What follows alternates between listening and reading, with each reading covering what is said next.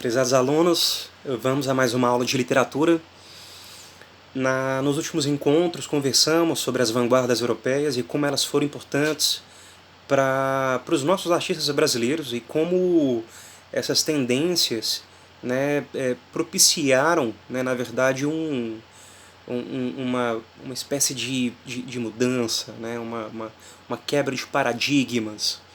E todas essas vanguardas agora, né, elas culminam num evento muito importante, um evento histórico, artístico muito especial, que é a Semana de Arte Moderna em 22. Na verdade, essa semana ela passa a ser projetada desde 1911. Há uma série de eventos, de experimentações artísticas, mas em 22, em fevereiro, nesses 3 dias, do dia 13 até o dia 17, acontece uma semana muito especial. E a gente precisa perceber, né, que na verdade as vanguardas elas influenciaram, elas ampliaram os olhares dos artistas brasileiros, principalmente no que se diz respeito à literatura com os versos livres, uma literatura mais marginalizada, né, que consegue, né, na verdade, perceber uma certa identidade nacional. Alguns artistas projetaram algumas experiências muito interessantes, né? Lazar Segal, por exemplo, numa exposição expressionista, a própria Anita Malfatti e inúmeros autores nesse cenário de intervenção, de inovação, né, propuseram coisas bem legais.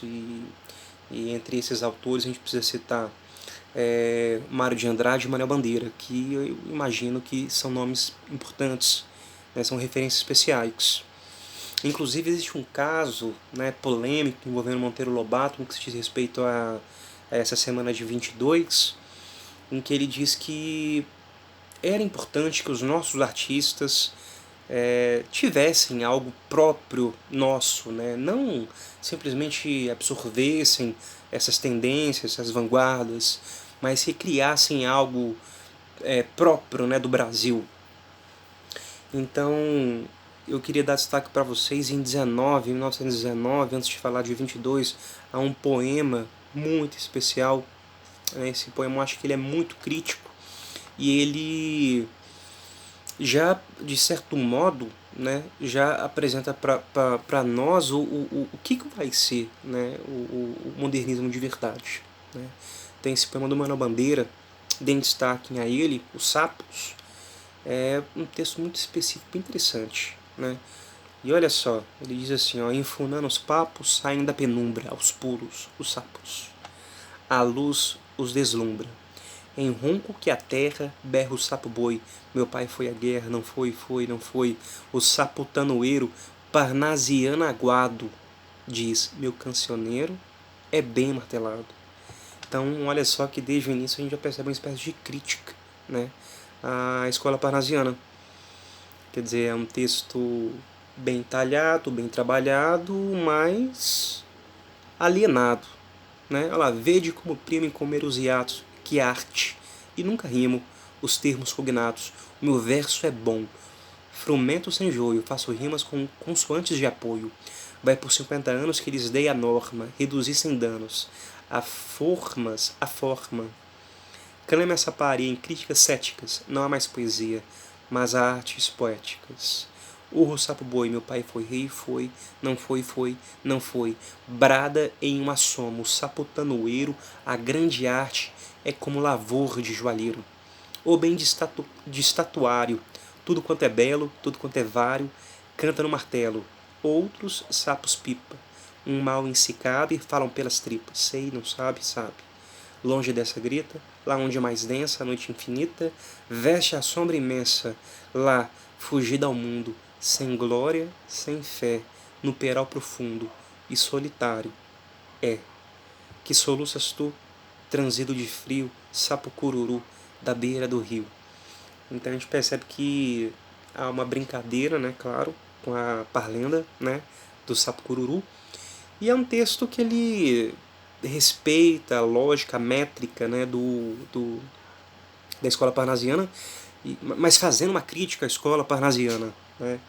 Esse texto ele foi produzido em 19, Os Sapos, né? E já mostra pra gente o que vai nos esperar em 22. Né? Então, no Municipal, né, de São Paulo, financiado por cafeeiros, né, por intelectuais do período, do dia 3 até o dia 17, esse evento com mais de 100 obras artísticas, ele causa uma estranheza, né? Ele vai gerar um certo asco, uma certa repugnância, porque ele almeja justamente isso, né? Quebrar, né, com cânone artístico, né, com estereótipo. A priori, a gente vai dividir, né, o modernismo em 3 gerações, assim como a gente fez com o romantismo, né, por uma questão didática, a gente vai dividir essas gerações modernistas em 3 períodos. A primeira de 22 até 30, 1930, depois de 1930 a 1945, depois de 45 a 60. Destaque importante a Manuel Bandeira com o poema Poética. Queria que vocês dessem um grifo de importância a esse texto. E nele, né, é na verdade uma espécie de tratado, né, do que se propõe o modernismo. Né? Então olha só, estou farto do lirismo comedido, do lirismo bem comportado, do lirismo funcionário público com livro de ponto e expediente, protocolo e manifestações de apreço ao senhor diretor. Estou farto do lirismo que para e vai averiguar no dicionário o cunho vernáculo de um vocábulo. Abaixo os puristas. Todas as palavras, sobretudo os barbarismos universais, todas as construções, sobretudo as sintaxes de exceção, todos os ritmos, sobretudo os inumeráveis. Estou farto do lirismo namorador, político, raquítico, sifilítico, de todo o lirismo que capitula ao que quer que seja fora de si mesmo. De resto, não é lirismo. Será contabilidade, tabela de cossenos, secretário, do amante exemplar com 100 modelos de cartas e as diferentes maneiras de agradar as mulheres, etc. Quero antes o lirismo dos loucos, o lirismo dos bêbados, o lirismo difícil e pungente dos bêbados, o lirismo dos clowns de Shakespeare. Não quero mais saber do lirismo que não é libertação. Então acho que esse texto, ele na verdade, ele expõe, acho que da maneira mais precisa, né, o que é a semana de 22 e a que se propõe o modernismo, né, a libertação. E principalmente esse olhar, né, esse olhar para o que é marginal, né, para aquilo que é nosso, para a nossa identidade, né, para esse sincretismo, nessa miscelânea, nessa mistura, para que é, né, esse perfil, né, vira-lata brasileiro. Na próxima aula a gente continua um pouco mais falando sobre a primeira geração. Um grande abraço, valeu!